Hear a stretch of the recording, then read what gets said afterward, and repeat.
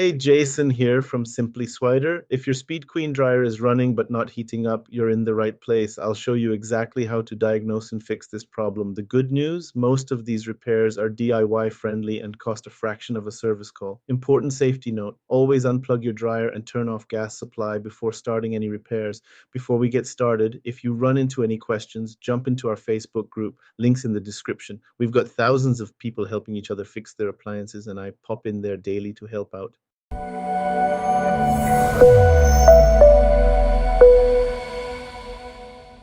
All right, so I'm going to walk you through the six most common causes of no heat in Speed Queen dryers, starting with the simplest fixes and working our way up to the more complex stuff. Trust me, about 80% of the time, it's going to be one of these problems, and most of them you can tackle yourself with basic tools.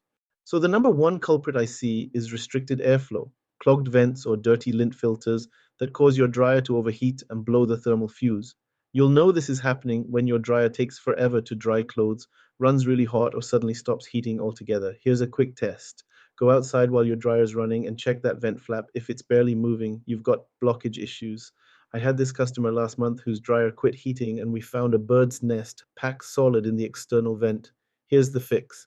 Clean that lint filter with warm soapy water to remove the invisible fabric softener film buildup, then vacuum out all the internal ducting you can reach. For the external exhaust pipe, you might need to disconnect it and clean it thoroughly.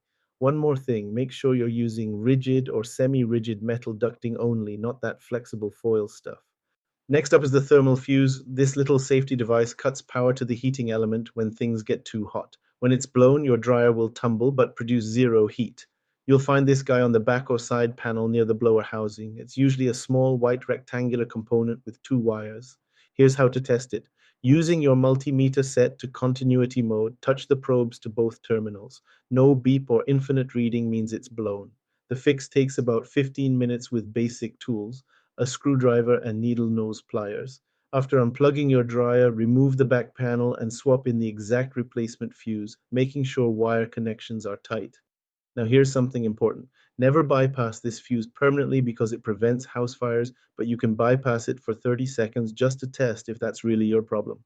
For electric speed queens, heating element failure is super common. The metal coils break or sag over time, and when that happens, you'll get weak heat or no heat at all. Sometimes you can actually see the breaks or burnt spots on the coils, but other times they look fine but have microscopic breaks. Here's the test. With your dryer unplugged, set your multimeter to resistance or ohms mode. Touch the probes to the two heating element terminals. A good element reads between 8 and 30 ohms. If you see OL, infinity, or 0 ohms, the element has failed and needs replacement. To replace it, remove the lower panel with two 5/16 screws, then remove the two screws holding the element assembly in place. The whole coil unit comes out as one piece. On gas models, the solenoid coils can fail and prevent gas from flowing even when everything else is working. You'll know this is your problem when the igniter glows nice and bright, but either no flame lights up or the flame starts for a few seconds then dies out. I remember this guy who called me thinking his igniter was bad because it would glow then shut off, but it was actually the solenoids not opening the gas valve. The fix is pretty simple once you get to them. Access through the lower front panel, pull the old coils off the gas valve and push the new ones on. Always replace them as a matched set. High current flow can cause spade connectors to corrode, melt, or just vibrate loose over time. This happens a lot at the heating element connections and sometimes at the motor plug. You'll spot this by looking for charred wire insulation, discolored terminals, or connections that wiggle when you touch them. Sometimes a loose motor plug will cause intermittent heating issues that'll drive you crazy trying to diagnose. The fix is to strip back any damaged wire and crimp on new high temperature spade connectors and make sure that big motor plug is clicked in place properly. When internal contacts burn out in the timer or fabric selector switch, voltage can't reach the heating element even though everything else seems fine. The dryer will run through its cycle normally but won't heat up. To test the fabric selector switch, check for continuity between terminal L1 and terminals 1, 2, or 3. Look for discolored or burnt terminals on the back of the timer too. If either component is bad, you'll need to remove the console screws and replace the whole switch or timer assembly. The thermal fuse is your cheapest fix at about 15 bucks, and you can grab one at any appliance parts store or online. This is definitely a DIY repair. It's just two wire connections and maybe four screws to get the panel off. Here's the thing though, a blown thermal fuse is usually telling you something else is wrong, like poor venting, so make sure you fix the root cause or you'll just blow another one.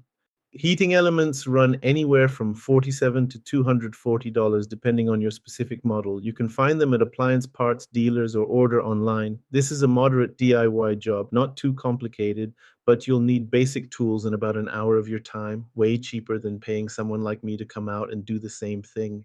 Gas solenoid coils are pretty affordable at 10 to 20 bucks for a set. These are another good DIY repair as long as you're comfortable working around gas appliances. Just remember to shut off the gas supply before you start working, and if you smell gas at any point, stop what you're doing and call a professional. The cycling thermostat typically runs $30 to $60, and it's a straightforward replacement once you locate it. You can test this one at room temperature. It should show continuity, then open up when you heat it with a hair dryer. If it's stuck in the on position, it'll eventually blow your thermal fuse. All right, if you're looking at replacing parts, let me break down what you're dealing with cost-wise and whether these repairs make sense to tackle yourself. Most of these Speed Queen parts are pretty reasonable, and the labor savings make it worth doing yourself in most cases. The models shown on screen are the most common Speed Queens with heating issues. If you see your model number here, usually found on the door frame or back panel, these troubleshooting steps will definitely apply to your unit. These same repair techniques work across most Speed Queen models from the last 15 years. That's how you tackle a Speed Queen dryer that's not heating. Start with cleaning your vents and checking that thermal fuse. Those two things fix probably 70% of the no heat calls I get. Remember the 50% rule.